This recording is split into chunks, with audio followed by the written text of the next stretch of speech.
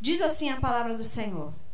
Disse-lhe Simão Pedro: Senhor, para onde vais? Jesus lhe respondeu: para onde eu vou, não podes agora seguir-me, mas depois me seguirás. Disse-lhe Pedro: por que não posso seguir-te agora? Por ti darei a minha vida.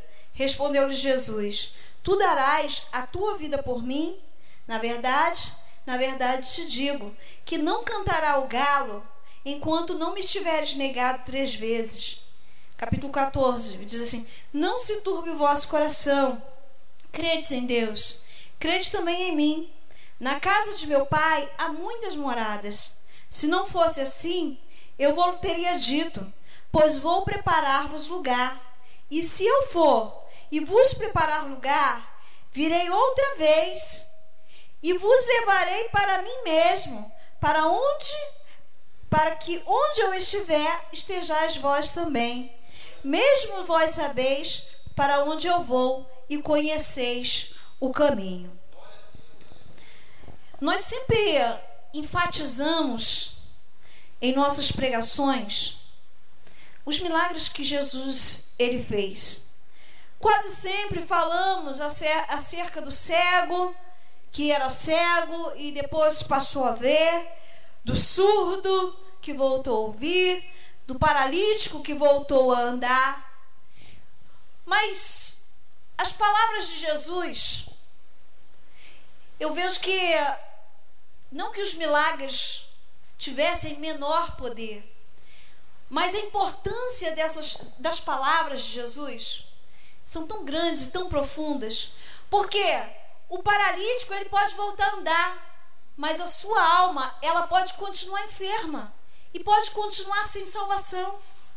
O surdo ele pode voltar a ouvir, mas ele pode permanecer na mesma condição de orgulho, de dificuldade em amar o próximo, de reconhecer que Jesus é Salvador, enfim, muitos no decorrer da história da Bíblia, e também nós vemos o caso dos 10 leprosos, que a Bíblia diz que aqueles 10 leprosos foram curados, mas só um voltou e conseguiu reconhecer que Cristo, que Jesus não era qualquer homem, não era qualquer profeta, e ele voltou com gratidão no seu coração e agradeceu ao Senhor Jesus,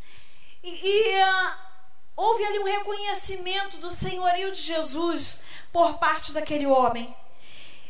E no decorrer da história, dos anos, das eras, nós podemos presenciar isso ainda na história da igreja, porque nós vemos muitas pessoas que entraram por essas portas, receberam as suas bênçãos e não reconheceram Jesus como Salvador. E nisso nós podemos ver que a misericórdia do Senhor, ela é tamanha, porque Deus ele cura quem ele sabe que não vai abraçá-lo. Se Deus ele é onisciente, ele consegue ver os passos seguintes que a pessoa vai dar. E por que Deus cura se Deus sabe que não vai haver reconhecimento? Porque Deus faz pessoas que estavam numa condição de amargura, de depressão, de total abandono, de miséria, porque Deus muda essas histórias sabendo que não haverá um reconhecimento. Quando nós falamos, durante 2 semanas para cá, uma das palavras que eu mais tenho ouvido falar é a palavra misericórdia. Às vezes as pessoas usam esse termo, às vezes até mesmo brincando, acontece alguma coisa e a pessoa fala, misericórdia, Senhor, né? Mas durante essas 2 semanas em que eu tenho escutado esta palavra, essa palavra tem tido um sentido, um peso diferente para mim. Porque a palavra misericórdia, se nós formos ver no livro de Lamentações, no livro de Jeremias, continuidade do livro de profeta Jeremias, ele vai dizer que as misericórdias do Senhor, elas são a causa de nós não sermos consumidos. E aí nós vemos um Deus que é misericordioso e não exerce a misericórdia quem não tem amor. Se não houver amor, não há misericórdia. Vocês concordam comigo? Se não houver amor, irmãos, não há misericórdia. Mas Deus é amor. E o exercício do amor de Deus se dá na sua misericórdia, que se renova a cada dia, a cada manhã. E em apenas um dia, a misericórdia do Senhor se renova várias vezes. Na minha vida, na sua vida e na vida de outros tantos que conhecem e também dos que não conhecem a Cristo. E o Evangelho de João, no capítulo 13, vai mostrar para nós algo muito interessante. Porque é o momento em que Jesus, ele caminha com os seus discípulos, com os seus aprendizes, com os seus liderados. E Jesus, ele sabe quem é cada um. Jesus, ele sabe da intenção do coração de cada um. E Jesus, ele sabe o que cada um vai fazer. E aí eu acho algo assim tremendo, porque Jesus, ele caminha com amor. Quando Pedro, ele diz esta palavra, porque não posso seguir-te agora, por ti darei a minha vida. Quando Pedro, ele falou esta palavra, irmãos, aquela era a verdade de Pedro. Vocês sabiam disso? Pedro não falou porque estava mentindo. Pedro não falou por lisonja. Pedro não falou da boca para fora, era a verdade dele. Nós também temos verdades em determinados momentos da nossa vida que nos guiam, que nos fazem decidir várias coisas. E aquelas verdades, naquele momento, têm um peso. E quando as nossas verdades, às vezes, elas são confrontadas, quando elas se debatem com o seu inimigo, se deparam com o seu inimigo, as nossas verdades, elas correm e elas nos deixam sozinhas. E a Bíblia vai nos mostrar que Pedro, ele vivenciou isso. Há uma passagem,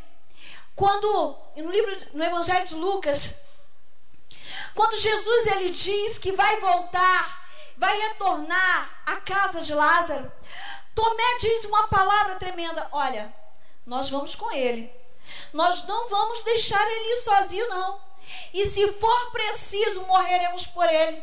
Era verdade de Tomé, era verdade de Tomé. Mas quando Tomé foi confrontado, a verdade dele saiu correndo. A Bíblia, ela nos conta que quando Jesus, ele ouve esta palavra, Jesus, ele diz assim: tu darás a vida por mim? Na verdade te digo que não cantará o galo enquanto não me tiveres negado por 3 vezes. O que Jesus estava falando para Pedro? Pedro, esta tua verdade, ela vai ser confrontada. Irmãos, nós precisamos aprender a viver. E nós precisamos aprender a lidar com essas coisas, com essas oscilações que há em nossos corações. Jesus, ele diz: olha, Pedro, não passará esta noite, antes que o galo cante, você me negará por 3 vezes. Jesus estava dizendo: Pedro, esta tua verdade, ela será confrontada. E assim somos nós, irmãos. Nós temos as nossas verdades e as nossas razões confrontadas, e às vezes as nossas verdades, elas nos deixam sozinhos. A Bíblia, ela nos mostra que Jesus, ele estava no Getsêmani, e a dor de Jesus era uma dor tamanha, e de uma hora para outra, aonde estava a verdade dos discípulos de Cristo? A verdade dos discípulos de Cristo foram junto com os soldados romanos. Quando Jesus, ele foi levado como um prisioneiro, como uma ovelha muda ao matadouro, onde estavam os seus amigos. Os seus amigos não estavam do seu lado, mas isso não quer dizer que aqueles homens não sofriam por aquilo que havia acontecido. Aqueles homens sentiram, aqueles homens sofreram de fato, mas aqueles homens eram humanos. E quando Jesus ele diz esta palavra para Pedro, irmãos, não é porque Jesus estava jogando a face de Pedro, não era porque Jesus estivesse julgando a Pedro, mas era porque Jesus estava dizendo: Pedro, eu sei o que você vai fazer, mas o fato de eu saber o que você vai fazer não muda o meu amor por você. Naquele momento, Jesus não estava preparado para Pedro negar a ele. Jesus estava preparado para poder ver Pedro confessando ele por 3 vezes e dizendo: Senhor, eu te amo e tu bem sabes de tudo isso. Jesus não estava vendo apenas o momento do erro, Jesus estava vendo o momento do retorno. Jesus estava vendo o momento em que Pedro, ele não agiria mais por seus impulsos, ele não agiria mais por sua emoção, mas ele estava olhando para um Pedro que teria a condição, a capacidade de se permitir ser guiado para a morte. Não era ser guiado para um mercado, não era ser guiado para a casa de um irmão, era um Pedro que seria conduzido à morte por amor de Cristo. E quando Jesus ele diz esta palavra, ele diz, é também uma expressão de amor, porque ainda Deus nos conhecendo as nossas verdades tão falhas, tão falíveis, quando confrontadas, este mesmo Jesus, ele já tem em seu coração um perdão preparado para as nossas vidas. Antes que nós nascêssemos, o perdão de Deus já estava preparado para mim e para você. Antes que nós nascêssemos, o amor de Deus já estava preparado para mim e para você. Por isso, nesta noite, terminando estes versículos que eu quero que vocês guardem para a eternidade. Eu não quero que vocês guardem este versículo para a vida de vocês. Eu quero que vocês guardem estes versículos para a eternidade. Eu quero dizer a vocês: não se turbe o vosso coração. Crede em Deus, crede também em mim. Na casa de meu pai há muitas moradas. E se não fosse assim, eu teria dito, pois vou preparar-vos lugar. O que Deus ele está dizendo hoje para nós é que Deus ele conhece o ontem, o hoje, o amanhã, o nosso amanhã. Ele conhece todas as coisas, mas ele já preparou um espaço de amor para cada um de nós. Deus ele preparou um espaço de amor por causa da sua misericórdia. Negar a eleição de Deus, a escolha de Deus, seria negar a sua palavra. E nós somos eleitos do Senhor, escolhidos de Deus.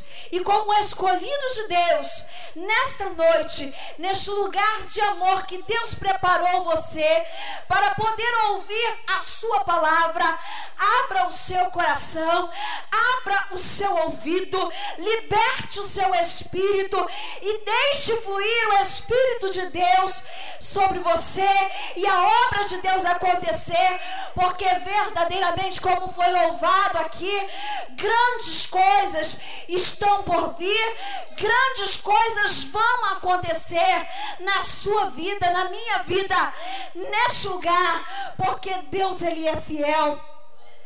Queria convidar a igreja a se colocar de pé.